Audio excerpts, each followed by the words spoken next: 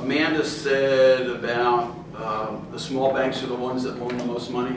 I think if they're 33% of the deposits, they do almost double of the lending, which is true. I've been working with the same banker for 20 years, and I basically call him up now and say, I'm going to do a deal. Will you loan me the money? He says yes.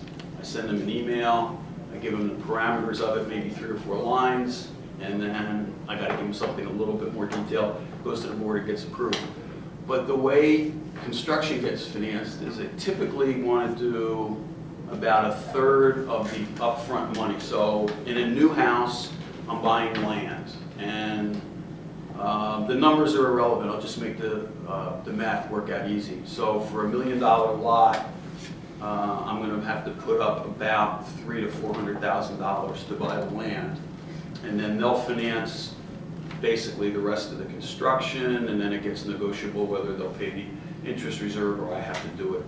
But at the end of the day, they're going to have somebody come out and appraise the property off of a set of plans, and if the total amount of money that they're lending me is less than 70% of what the value of that house is, the deal works. And how much do you make on a typical house? Not enough. No, I mean, as a percentage. What I do when I go in is I'll make a pro forma of what it costs me to acquire the land, what it costs me to build a house, what some of the ancillary costs are, which are called soft costs, for the architect, for the interest and whatever, and I'll total it up, and then I'll figure out what I think I can sell it for, and if the delta between the two of them is about 20%, then it's a good deal for me. So if I'm going to sell a house for $1 million, if I can make $200,000 on it, then I'll go ahead and do it. If it's less than that, then it's probably got to look at it more carefully. So you want to break your numbers down. Typically throughout the project, you wind up spending more money, and so the 20% usually shrinks to 15%. And when I finally close on the house, if I'm in that percentage range, I did a good deal. I built houses on somewhere between 6,000 to 8,000 square feet, which is small. It's in the city, and the numbers are irrelevant. It's just that this project's a little bit more expensive than most things I work on. I just wanted to give you an idea of the amount of detail that you go through. There's, I don't know, probably 30 some odd line items on that. Is this the Bethesda Potomac area around here? No, this is Virginia, or? It's in DC. Since I've been back in 2003, I've only built houses in DC. Okay. I need some type of permission across the line on Western Avenue to get into Maryland. But no, I like DC. I understand the market. I understand the process of getting the permits and everything. So.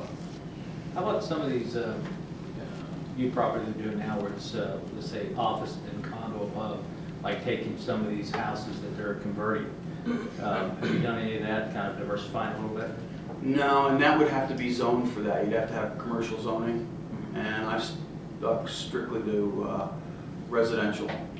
I did condos twice, and that was the biggest mistake. I mean, someone says when you do a condo project, you're looking to get sued, because at the end of it, that's what happens. I know what's called infill building, where there's existing houses and there's a vacant spot, or there's an old dilapidated house and you tear it down. That's my business. I know that very well. Anytime I try and go out to do something a little bit different, I wind up getting smacked around, and I go, oh, I've got to go back to what I was doing. You've had a couple of us also coming through here, getting foreclosed houses from the banks, fixing them up and reselling them, and done pretty well with it.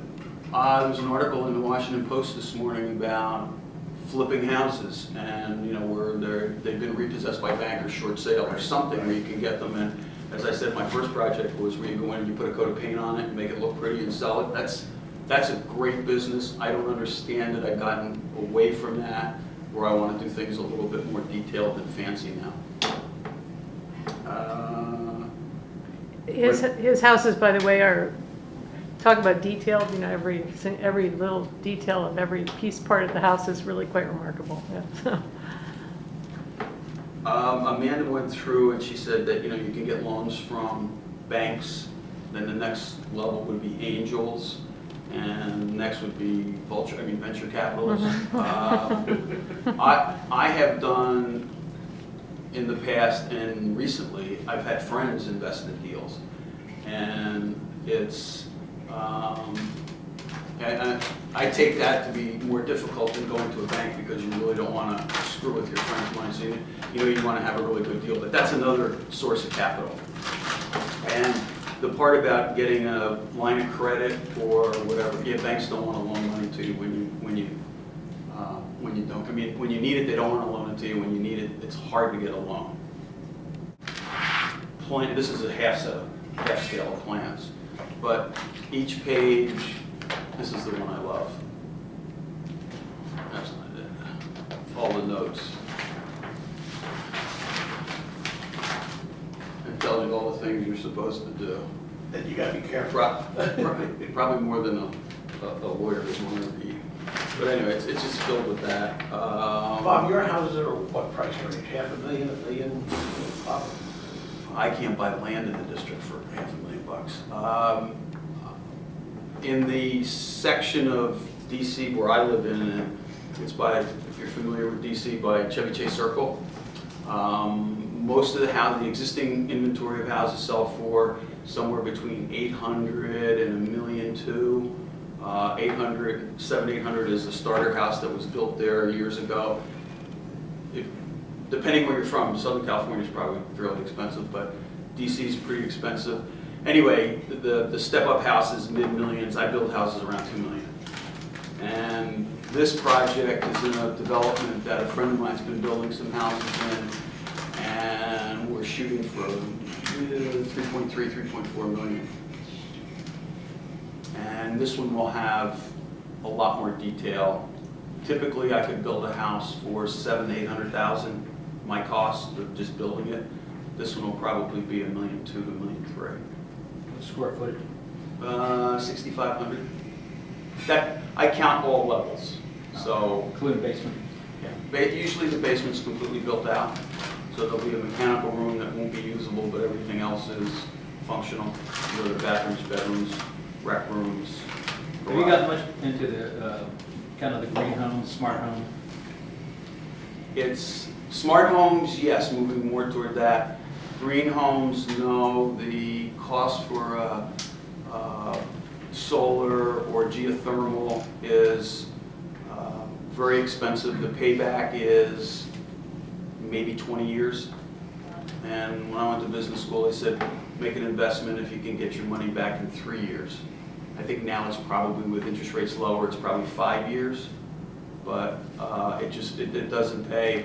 The houses are so well insulated now that a 6,500 square foot house, the electric in the summer is about 300, and I'll bet yours is more than that.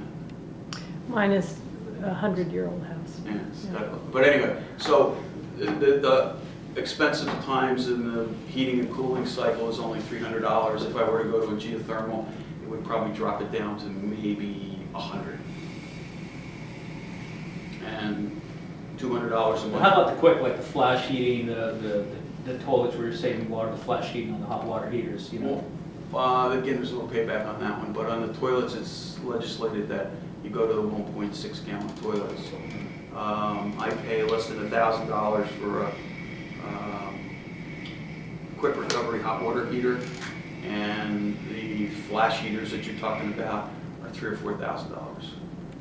And so it's, my business is, I like to make money when I do it. I don't need to practice anymore.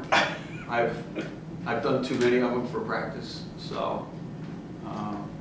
But I think it's a good idea. It's like Dave just mentioned something that I've done in the past. A lot of these projects, I've been partners with people. So they'll bring in the money, the expertise, combine it together. So even though you're a one-person business, oftentimes you'll be doing it with someone else.